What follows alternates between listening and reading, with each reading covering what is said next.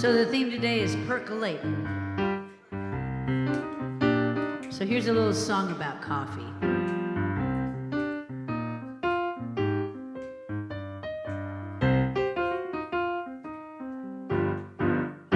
Coffee, toast and jam, eggs and bacon, hash and ham. Coffee, as much as you please. Coffee, coffee, morning and night. Coffee in the noonday bright makes one swoon with delight. Coffee, drain that drip right to the drop, irresistibly delicious. Ride that caffeine to the top, I just can't stop. Pour me some more coffee, fill my cup.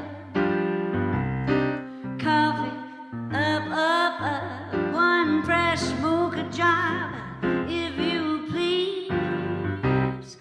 Coffee. On. All right, so we're percolating our passion with spirit or something. I forget what the talk title is today, but that's where that coffee thing's coming from. That's also for those of you who are at home online having bacon and eggs while we're in here getting spiritually fed. And just knowing that you're holding the light for us at home as we are holding the light for you here in the sanctuary. Good morning, everyone here. Lovely to see you all. And I have as our official candle lighter this morning, the wonderful Reverend Kathy Lyons, and our presider. We have a good double header today. Our presider today is Reverend Dr. Maureen Hoyt, our pastor emeritus. So what do you say we get underway by taking a deep conscious breath as our musical inspiration for the day, the wonderful Teresa James brings us into our call to service, which we call lighting the flames of faith. And we perform this ceremony to promote the universal consciousness of life, which acknowledges that all peoples, all faiths, all sentient beings come from the one great universal presence, which we call spirit. And that fundamental to this truth is a unifying nature of all religious thought and experience, which we honor here this morning. So as Reverend Kathy lights the first candle, it's for the Tao, honoring the universal path of harmony and equilibrium, the natural way. We light the second candle for shamanic traditions, honoring the beliefs and practices of all indigenous peoples, the way of primal spirituality. We light the third candle for Hinduism, honoring the path of knowledge, action, and devotion. We light the fourth candle for Judaism, honoring the ethical path of living by sacred law. We light the fifth candle for all forms of Buddhism, honoring the Four Noble Truths and the path of compassion. The sixth candle we light for all forms of Christianity, honoring the Christ consciousness as the path of love. We light the seventh candle for all forms of Islam, honoring the path of submission to the will of God as the highest calling. The eighth candle we light for the universalistic religion of Baha'i, honoring the path of unity and peace. We light the ninth candle for all forms of new thought, honoring the metaphysical path of mental healing through the practice of universal spiritual principles. And the 10th candle we light for all those who are as yet unaware of the power and presence of Spirit in their lives and the space we hold for them here in our sanctuary, within our online community, and of course, within our own hearts. And as Reverend Kathy lights the healing candle, please put silently into the light the names of anyone you wish to have experience the healing flame of God's eternal love. There is one flame that burns in our hearts. There is one light that shines through our lives. We light this flame with faith. We find this light within our own soul. There is one flame, one light within.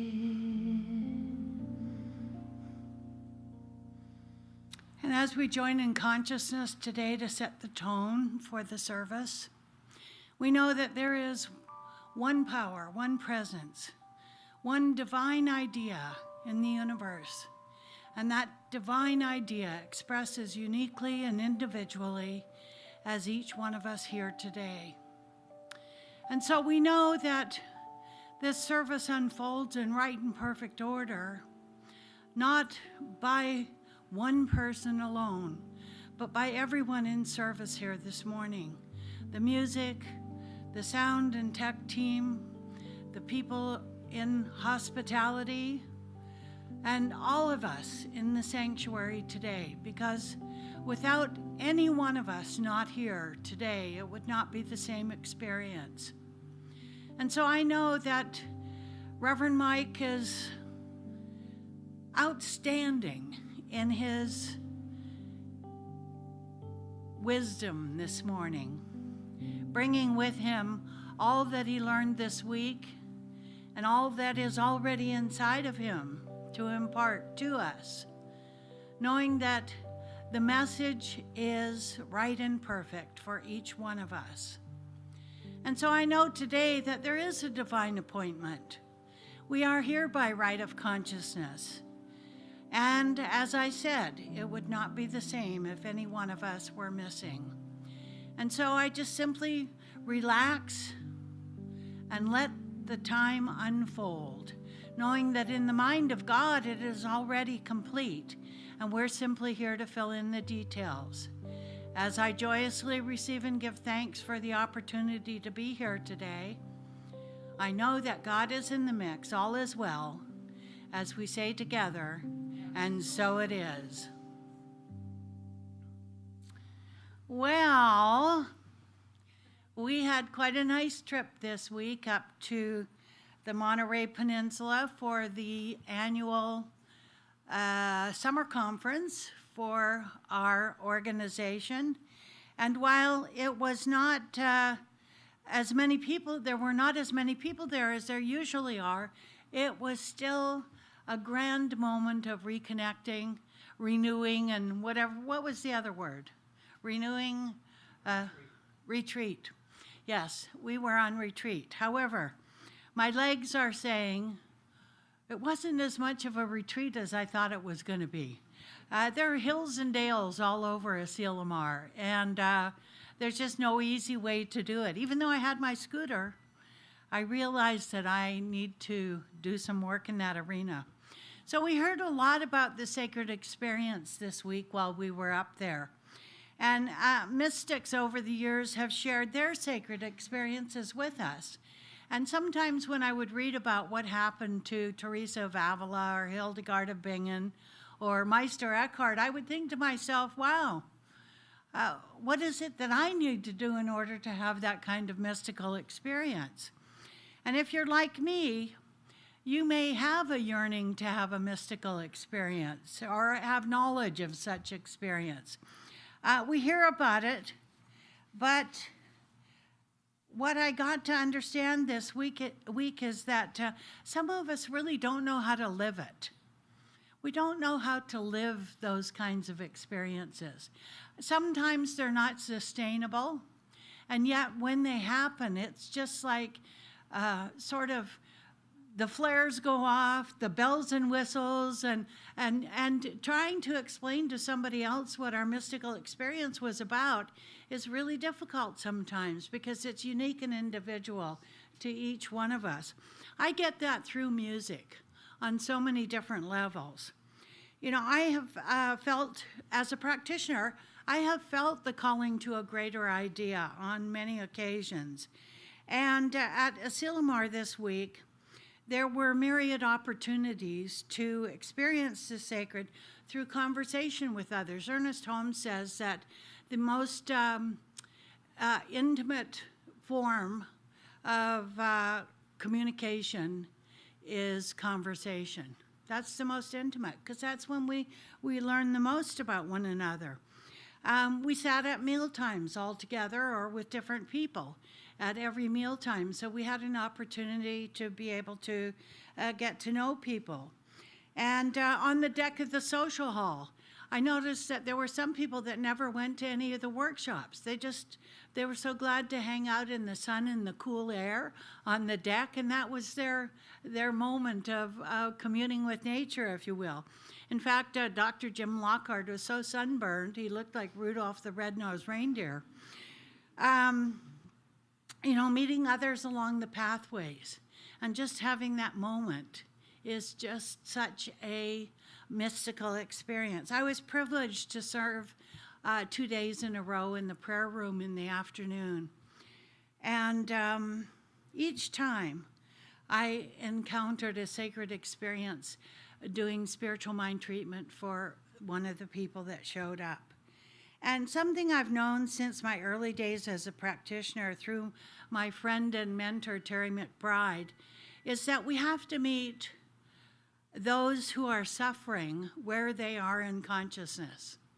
And we work from there in our time with them. I heard this over and over again at the conference, and I thought it was unique to Terry McBride, but apparently other people knew all about it too. And I came away with the idea that the science of mind is relevant. It has been relevant, it is relevant, and it will continue to be relevant. And there was some conversation, and maybe Reverend Mike will address this, about changing the languaging up a little bit, making it more contemporary. We'll see how that goes. I like Ernest Holmes, and I change a lot of his yous and he's to us and them, you know. So the truth is always the truth. As he says on page 33 of The Science of Mind, no matter what our emotional storm or our objective situation is. So what I learned while I was there, I want you to indulge me this morning just for a second, is a beautiful mantra that was presented by Reverend Sunshine Day, kind of to set the tone for the entire Asilomar experience. And it's a little. I'll show you what there's hand gestures. I get a little anxious when I have to do hand gestures and speak at the same time. That's why I admire you, that you can play and sing at the same time. So it is, I see the sacred, I hear the sacred, I speak the sacred, all life is sacred. That's the mantra. And we're going to do that 3 times. So indulge me this morning, all right? I see the sacred, I hear the sacred, I speak the sacred, all life is sacred. I see the sacred, I hear the sacred, I speak the sacred, all life is sacred. I see the sacred, I hear the sacred, I speak the sacred, all life is sacred. And so it is. There you go.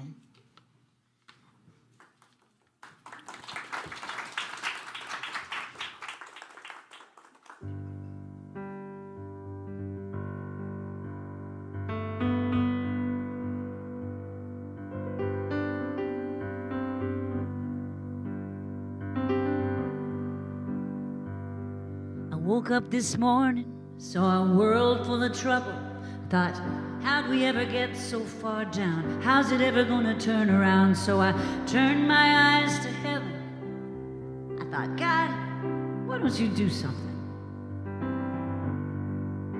Well, I just couldn't bear the thought of people living in poverty, children sold into slavery. You know, that thought disgusted me. So I shook my fist at the sky and I said, oh, why don't you do something? Said I did. I created you. If not us, then who? If not me, then who? Right now, it's time for us to do something. If not now, then when will we see an end of this pain? You know it's not enough to do nothing. Yeah, it's time for us to do something. So tired of talking about how we're God's hands and feet, and it's easier to say than be, and live like angels of apathy who tell ourselves it's all right, somebody else will do something. Well, I don't know about you, but I'm sick and tired. Life with no desire. I don't want to flame, I want to fire. I want to be the one who stands up and says, I'm gonna do something. And if not us, then who? If not me and you, right now. Yeah, it's time for us to do something. If not now, then when will we see an end of this pain? You know it's not enough to do nothing. Yeah, it's time for us to do something. We are the salt of the earth. We're a city on a hill.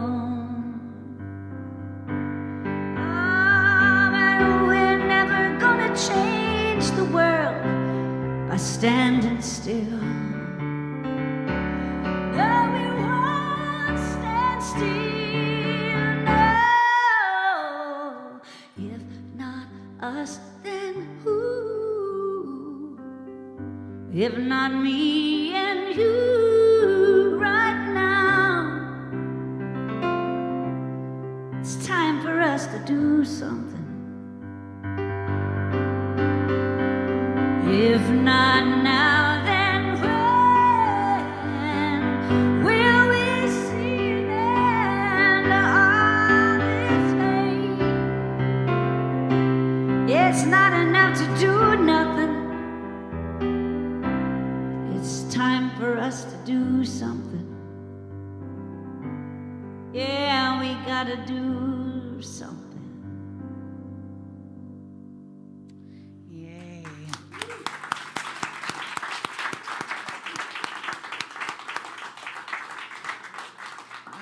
Teresa, wonderful, wonderful. Thank you. We have a few announcements this morning. Practitioners are available in the treatment room or anywhere in the sanctuary for that matter for a 2-minute tune-up. If you're a licensed practitioner, putting your hand up so we can see who's here. Lots of us here this morning for that. And if you're joining us this weekend, or today rather, and would like prayer support, you can find us on the website as well, and the phone numbers are listed there and emails. The Law of Attraction group meets this afternoon at 1 o'clock on Zoom. Email Emily for details at joyful, is it joyful? Whatever it is, Joy Vibrations, there it is, at gmail.com. Sangha with Reverend Nicole, Wednesday, August 16th at 9:30 to 11:30. And we're doing a soul collage with Margot Gravel. If you've never done soul collage, it's artistic, it's meditative, it's a beautiful, beautiful experience. In person only, contact Reverend Nicole at CSLGH Nicole@gmail.com. And save the date, ordination and installation celebration on Saturday, August 26th from 3 to 5:30 p.m. here in the center. And a big, big thank you to Jenny Fox for a successful children's theater camp this week. Anybody here go to theater camp? Yes, yes, you did. It was good? Yes, good. Testimony, a testimonial. So, would you stand, please, for our Declaration of Principles? We believe in one universal spirit manifesting through all, natural and incarnated in us. We believe that the universal spirit is personal to and reveals itself through everyone who recognizes its presence. We believe that our faith operates upon a law of mind which automatically manifests in our experience according to that faith. We believe in the unity of all life and in the immortality of the individual soul forever expanding. We believe in the eternal goodness, the eternal loving kindness, and the givingness of life to all. Y'all help me sing this song, okay? I got up this morning singing, God is so good. I woke up this morning singing, God is so good. I got up this morning singing, God is so good. My God is so good to me.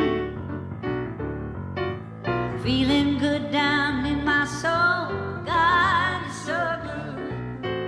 Feeling good down in my soul, God is so good.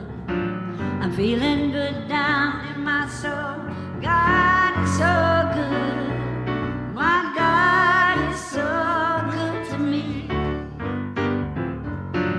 I got up this morning singing. God is so good. I got up this morning singing, God is so good. I got up this morning singing, God is so good. My God is so good to me. I'm feeling good down in my soul, God is so good. Feeling good down in my soul, God is so good.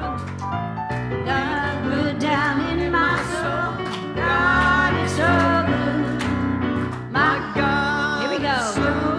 I'll do my God is so, my God is so good to me.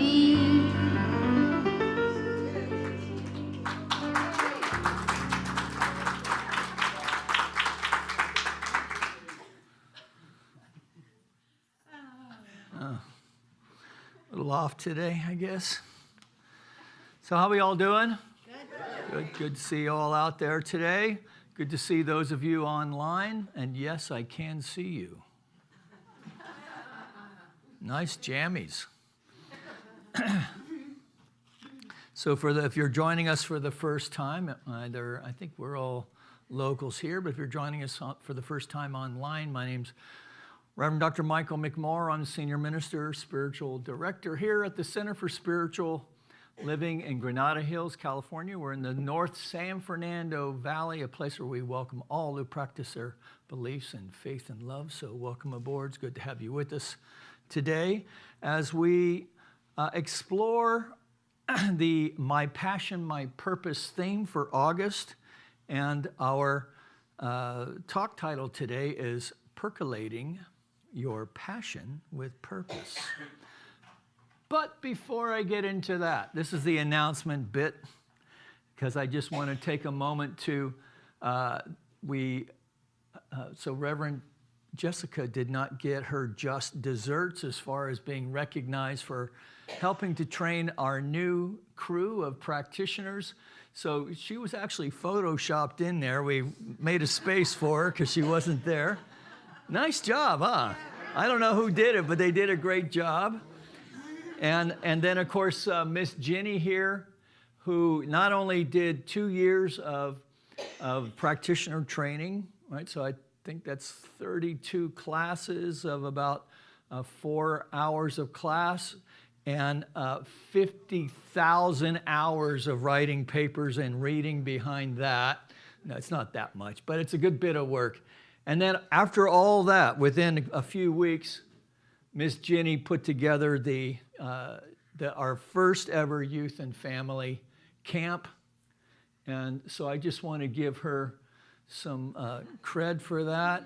And then I'm not sure, I'm thinking maybe they are cats or something. Anyway, so they were having fun doing whatever they were doing. Isn't that cute? I know. You know what you call this right here? Potentiality. So anyway, the kids had a great time, and one of the comments I heard from one of the parents was that it was a great way to transition from summer into the school year, got the kids back on the schedule and so forth. I know for myself, they're actually starting the first day of school tomorrow, at least for LA Unified. So for those of you who work for LA Unified, sorry. The party's over. All right. But this is really cool. So for those of you who don't know Toy Story, these are all the characters from Toy Story saying goodbye to little Tommy as he heads off. No nothing, no. Oh, there we go. Thank you. I know it. I know you guys are keeping up at home. All right. But, I have to say, my birthday is August 28th, so I kind of always had this thing about my birthday. I didn't really embrace it because school was like next week. Yeah, I wasn't one of those. There are those people who really love school, and I wasn't one of those. So, and today we're talking about percolating with spirit, which is a wonderful metaphor for how we use this thing we call the science of mind, that there's a field of coffee grounds. There's a field of mind which we are thinking into and thinking with, which we can't really do properly unless we have a cup of coffee first. Am I right? All right.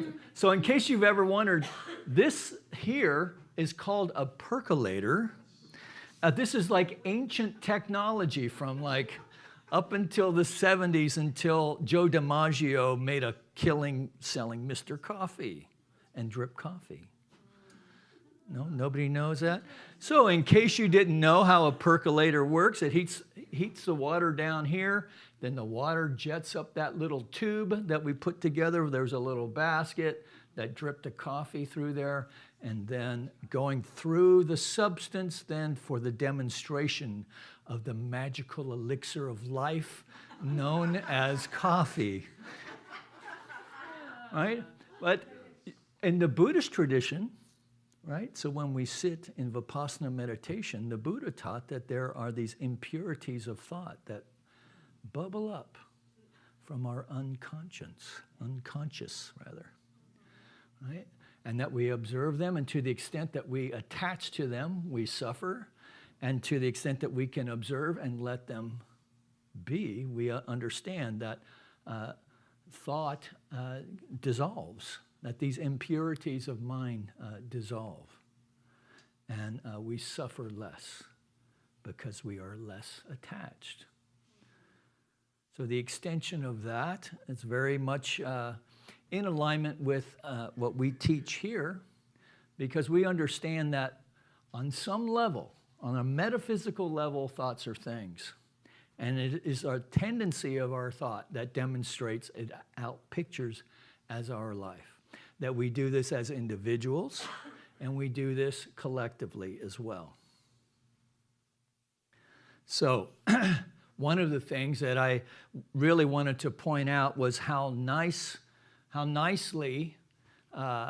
Ginny demonstrated this notion of purpose and passion as this idea of the youth theater camp.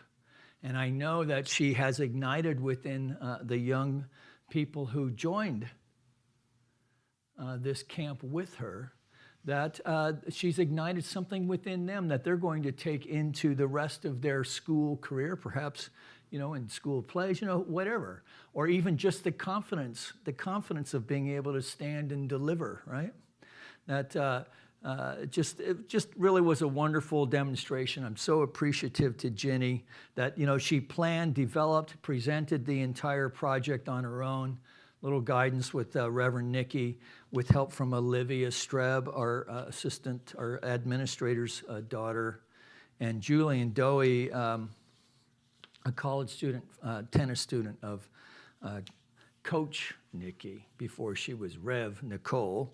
And as I said, it was a nice way for the kids to transition into the school year. So let's just take a breath for a moment. Speaking of our kids, speaking of the school year, let's just know for our students, for our parents, for their teachers, that they are stepping into and onto this playground, this infinite field of possibilities for good. That we know that this field is also an infinite field of potentiality, that we are knowing for our students that their minds are open and receptive for a joyous exploration of the curiosity of life, that there is within them a fire to explore knowledge, a commitment to allow the trained mind to make itself known, because we know that a trained mind is far more powerful than an untrained mind. That we're knowing that their teachers are enthusiastic and committed to the growth of these students, that we know for the parents that they are buoyed through this school year and are feeling supported by in all of the ways that parents need support, so that they can bring that sense of support to their children, and particularly those teachers who are also parents. How does anyone even do that, right? And so we're just knowing for all the various players that this is a joyous expression of knowledge, of reason, of exploration, of play, as the one mind of the Most High expresses itself through the experience known as school. So let's take a deep breath on that. Feel a sense of gratitude, of joy, even knowing these students are now being launched in this new expression of life along with their teachers and parents, knowing that it is an experience expressing as clarity, focus, ease, and grace. And let's know this together by saying, and so it is. So, you're all prayed up now, kid. You're good to go. All right, so, because after all of this, we know, as Ernest Holmes once said, that we are a spontaneous, self-choosing center in life, and in the great drama of being, the great joy of becoming, the certainty of external, eternal expansion. And this is really, whether we know it when we first come here or not, this is what we really are here to do. Once we understand the concept, or maybe even the concept fits within our understanding, this notion that we are spiritual beings having this human experience, then we are all students. We are all both students and teachers of life. That what we are really doing is allowing the creative impulse of the Most High to express itself in, through, and as our life. Now, it looks like business, marriage, parenthood,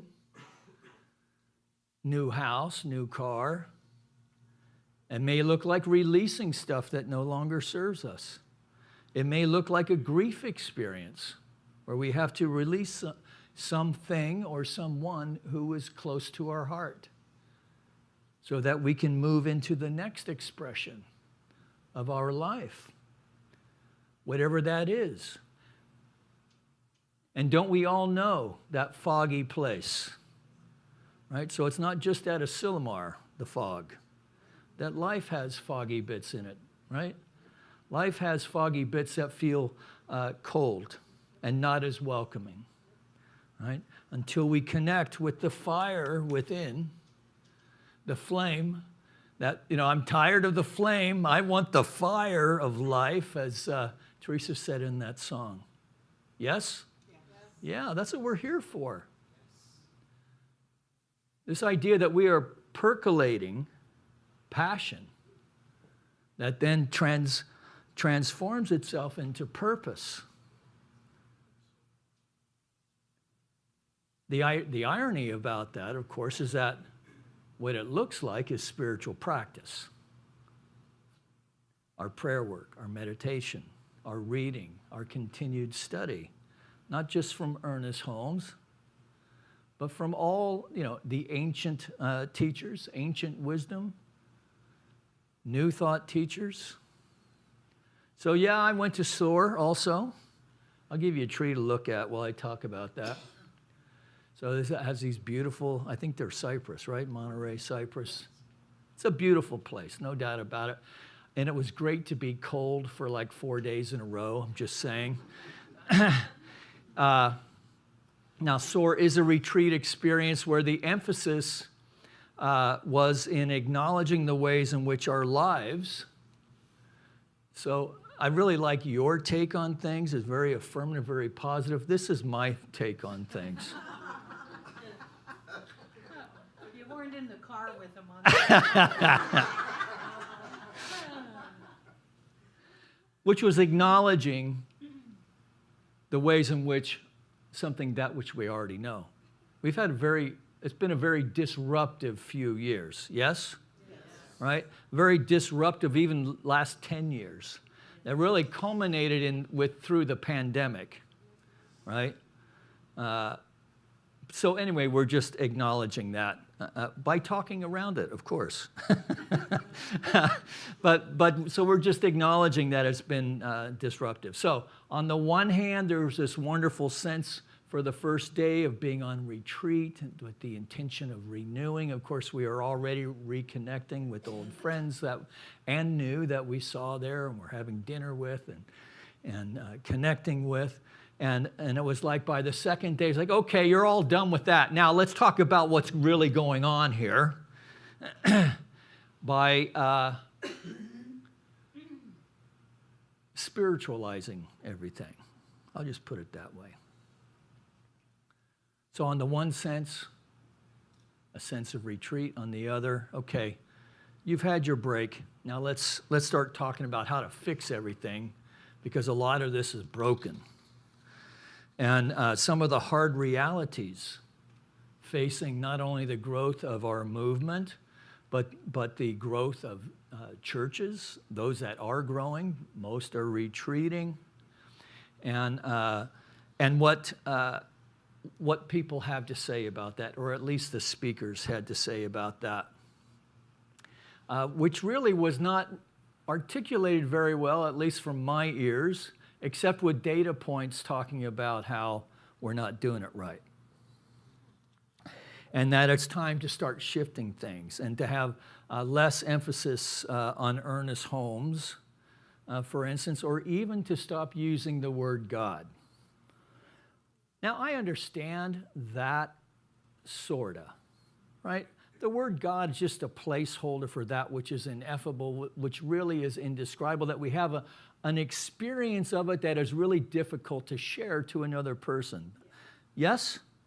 Yeah, so the poets do it for us, right? The ancients, the ancient poets of the Old Testament or even the New Testament. Jesus was very poetic in his own understanding and his own expression of what the relationship with the divine is and the potential of changing life within that context. The Bhagavad Gita the Rig Veda, these are epic poems, the Upanishads, epic poems of this expression of life. Not to mention, all the other ancient wisdom books. So, in a way, we're kind of getting tripped up on stuff that, well, I don't even know what to say about it. Because I can't tell you why I found it so aggravating, but I did. And the more I thought about it and ruminated on it, the more aggravated I got. And so, poor Dr. Maureen. I want you all to know the truth for her this week because she had to ride home with me.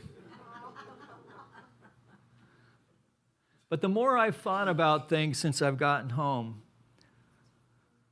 the things shared and proposed, I think what I'm witnessing is organizationally we are reflecting what has been going on in the outside world these last few years. And that is disruption for the sake of disruption. And I got to tell you, I am so over that. In the outer world, disruption began as an effect. Apple and the iPhone, disruptive. Zuckerberg and social media, Zuckerberg, social media, right? Disruptive. And I'm not even saying it's bad or good. I'm just saying it's disruptive. Elon and Tesla, he's redesigning the whole thing about transportation and other things. Bezos and Amazon. So remember when that was like a crazy investment? Like, why are these people dumping all this money into the stock that hasn't generated one penny? Remember, for years, right? Well, he understood what was coming, and then the pandemic hit and blammo, right? We could not, imagine trying to survive the pandemic without being able to order toilet paper online, right? Or any of the other things, food. Right? And it just completely disrupted the marketplace. And of course, there has been this gigantic shift of wealth, a concentration of wealth and power that goes with it. But at its base, innovation and new ideas were the root of disruption. And today, I feel like we're witnessing disruption as cause to its own effect. Disruption for disruption's sake, often fueled by untruths, innuendo, or just crazy ideas. And that the result then, within the race consciousness and even within our own thinking, can be a fog of confusion, certainly distrust, an unmooring that has a lot of isolation and angst running through it as people start to feel like, man, I'm in this on my own. I'm going to have to figure this out on my own. Where, in days past, we can think about, those religions of origins that many of us came from until they no longer served us, but they gave us a good solid foundation to at least figure out to sort the wheat from the chaff within our own thinking, yes? Yeah.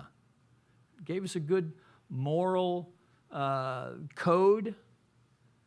It certainly allowed us to look at the places where, okay, here I'm jumping off in faith. Here I'm anchored in reason, right? We like to do that, certainly here in this teaching. So I've got myself pretty stirred up, and then Dr. Maureen posted a letter from her friend and my colleague, Reverend Jackie Holland, where she said the following, that in the last few days, I found my mind wandering into the all too fertile fields of negativity. My mind wandering in the all too fertile fields of negativity. I asked myself, have I prayed about this as much as I have talked about it? Can I get an amen? Do I really have the power? Do I really have the power to change the direction of that my thoughts are taking? And so I return, this is Jackie, And so I return to the basics of our philosophy for guidance to help me through the challenge of negative thinking that Dr. Holmes, the founder of religious science, the science of mind, wrote that what we are demonstrating today, oh, there we go. I was supposed to throw that in after all that negative. Remember that guy? What you talking about, Willis? Am I the only one who remembers this cute kid? All right. Yes, he is. So Holmes wrote that what we are demonstrating today, tomorrow, and the next day is not as important as the tendency which our thought is taking. The dominant attitude of mind. If every day things are a little better, a little happier, a little more harmonious, a little more health-giving and joyous, if each day we are expressing more life, we are going in the right direction. Now, the thing that I like about that quote is it's not telling me, don't think negative things, right? Because as we learn in meditation, thoughts arise. It's the thoughts that we attach to that create the dominant attitude of mind. And it is our thoughts that create our reality. And as people of faith, what we know about this is that as the tendency of our thinking shifts, it is impressing itself upon this field of mind, which is the mind of the Most High, that knows only to say yes as the law of its own being. So it's important to remember that if we are demonstrating a less than optimal life, it's not the outside circumstances that have to shift, but rather the tendency of thought within our own thinking. Because we are responsible, ultimately. And even, this is why it's also so important for us to do spiritual mind treatment, not only for ourselves, because we truly cannot give away something we haven't got, right? We have to change the thinking within ourselves, but then it's also important to know that we are knowing that this expression of life is the expression of the life of the divine, and that millions of people are awakening to this awareness right now in every moment. And yes, maybe forgetting, and then awakening, and maybe forgetting, and then awakening. And as we get used to doing that enough, that eventually it'll be high tide, and the whole thing will shift. So we really are at the start of something really great and wonderful. And that these old ways of thinking, yes, they may fall away, but not just for the sake of falling away. Right? That Holmes once wrote that many people think that intelligence is a result of evolution. And he said, no, evolution is a result of intelligence, right? That there is the infinite power and presence of the Most High, both impressing and expressing itself in, through, and as all of life, in, through, even my life, absolutely as my life, and in, through, and as all of life.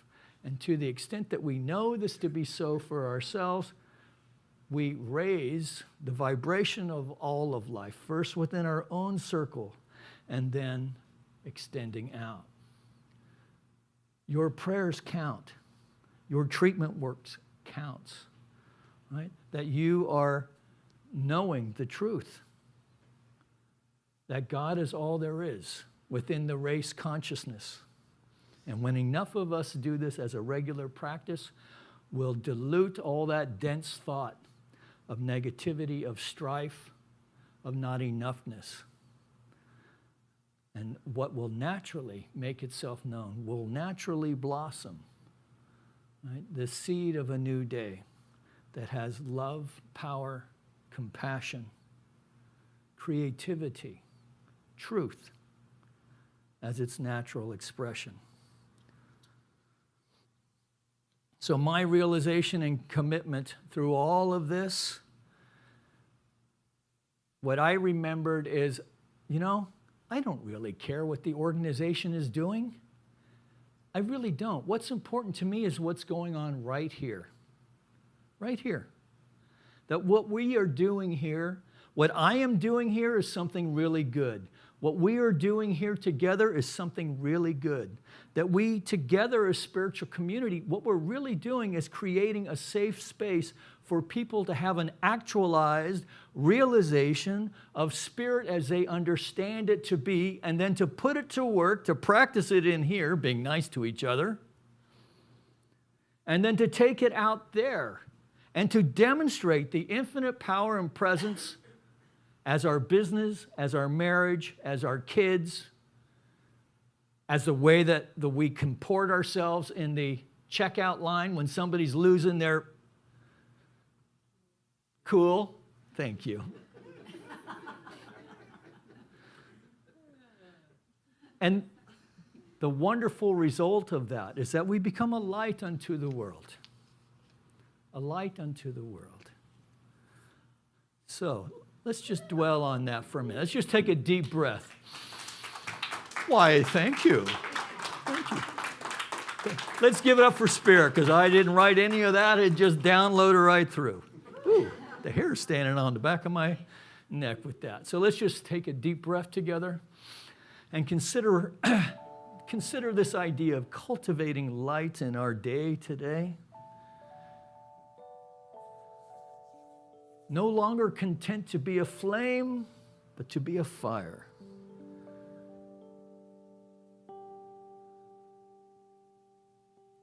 To understand and to know that we cannot give away something we haven't got.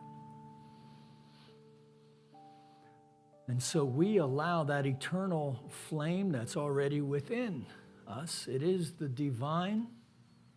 We don't have to go looking for it or seeking it any longer, but to simply allow it to blossom, to build within our own hearts.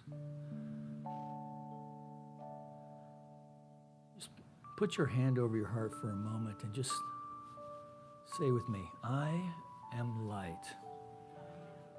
I am light. I am light. Let's join Teresa now. I am light. I am light. Together. I am light. I am light. I am light. I am light.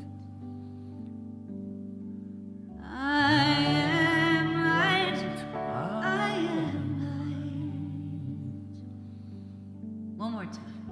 I am light. I am light. I am Light. I am light. I am not the things my family did. I am not the voices in my head. I am not the pieces of the brokenness inside. I am light. Am light. I am light. I am light. I am light.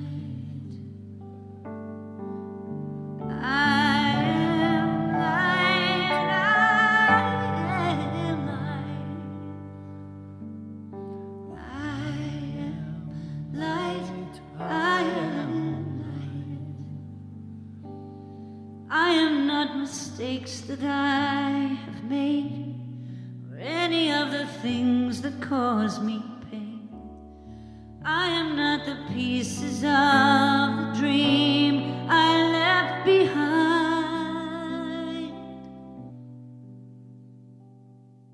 I am light. I am light. I am light. I am light.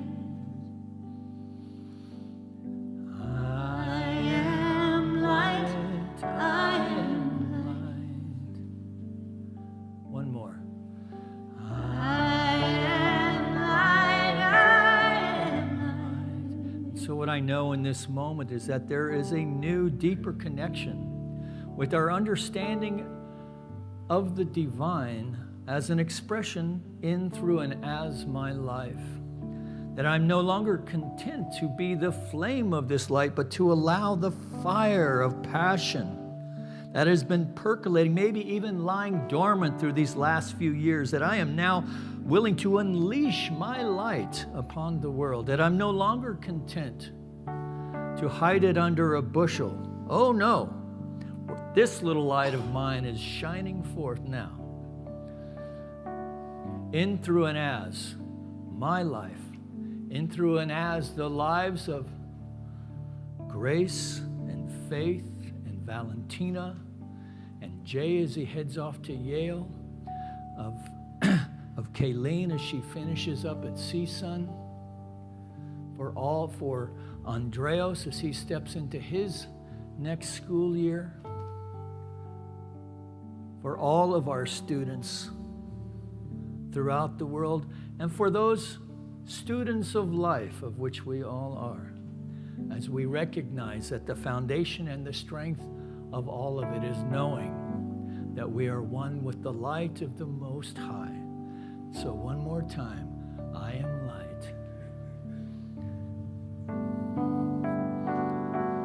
I am light, I am light.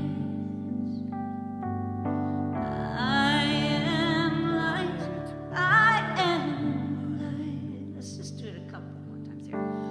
I am light, I am light. I am light, I am light. I am divinity defined. I am the God on the inside. I am the star, a piece of it all.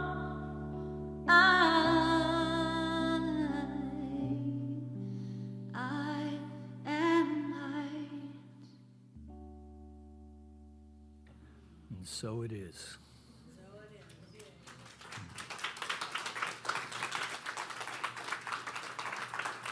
Thank you, Teresa James, everyone. Yes. Whom you can support through the many music outlets found online. Mr. Bezos will get you there. Can we, Chloe, you want to bring up our offering basket, please? So if you've come prepared for an offering this morning, just make your way up to the basket. Not required, of course. And for those of you joining us online, if you could just take a moment.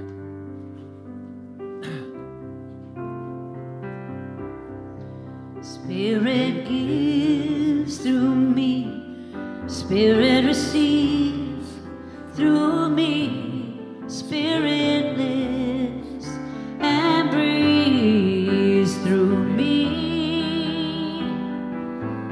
Spirit lives and breathes through me.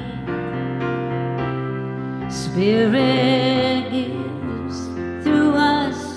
Spirit receives through us. Spirit lives and breathes through us. Oh, Spirit lives and breathes through us.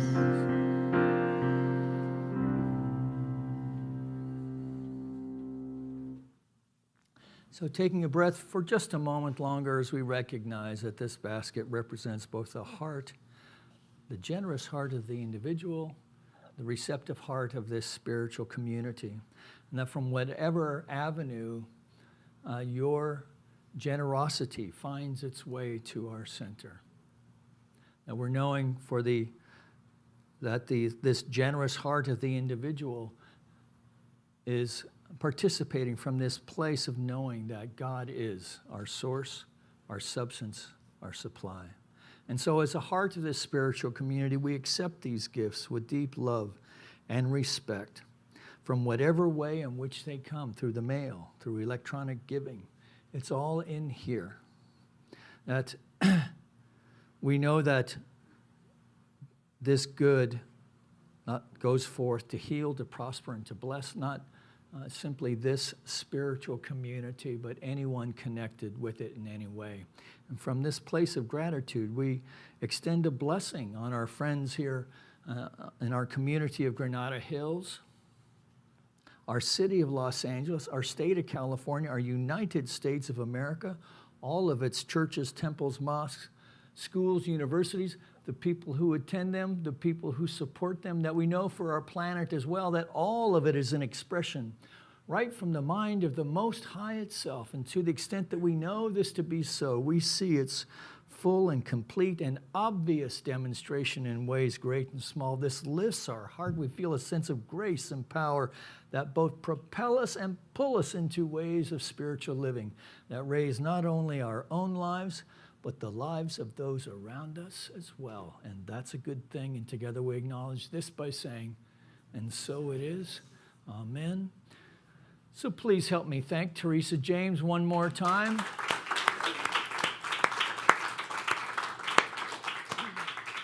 So download Teresa today. That doesn't quite sound right, but anyway. And let's give some love up to our pastor emeritus, the wonderful Reverend Dr. Maureen Hoyt, who will now pray us out. Thank you, thank you. I want to thank powerful prayer. Yes. I want to thank whoever did the flowers today. My dad has been on my mind for the last few days or so whenever I get close to nature, and gladiolas were his favorite flower. So there they are, beautiful. All right, will you join me in consciousness, please, as we close out this beautiful ceremony? And you should know that traveling with Reverend Dr. Mike is a joy, an absolute joy. There's no dull moment, no dull moment. So the power and presence of Spirit is here right now, demonstrating itself by means of each one of us. And so I know for all of us, as we return home in safety and in good order today, we take a moment to think on the people of Maui, the people of Ukraine, anyone who may be suffering in a way that we can't even imagine today.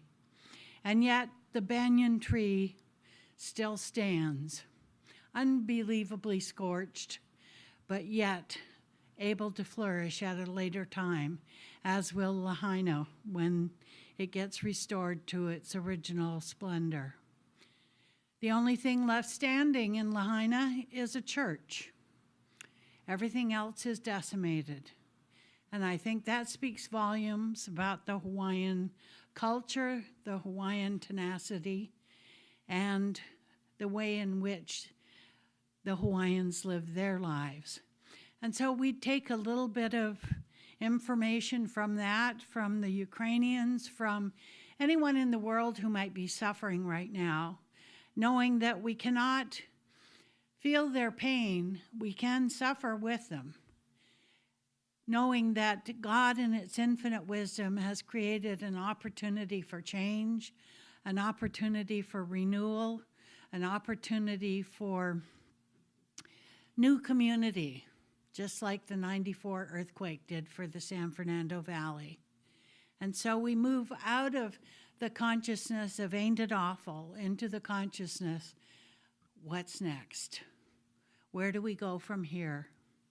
And we know that our love and support goes forth, as Reverend Mike said, to heal and to prosper those who have been left with nothing but their lives, with something of their lives, because they are there to change, to fix perhaps, and to serve the community in which they lived. So I go forth today knowing how blessed we are to have a roof over our heads, a home to go to, food on the table, and that if we can help in some way, and the only way is by our prayer, then let's do it. Let's do it in spades today, knowing, as always, that God is in the mix, and at some level, all is well, as we joyfully receive and give thanks for this opportunity today to be here now. as we say together, and so it is. Rise for the peace song, everybody.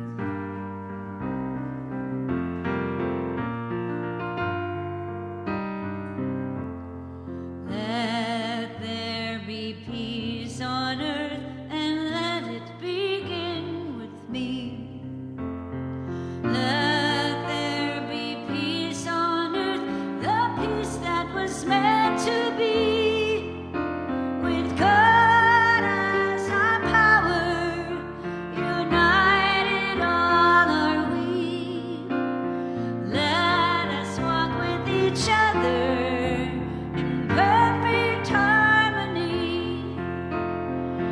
Let peace begin with me. Let this be the moment now. With every step I take, let this be my joyous vow. To take each moment and live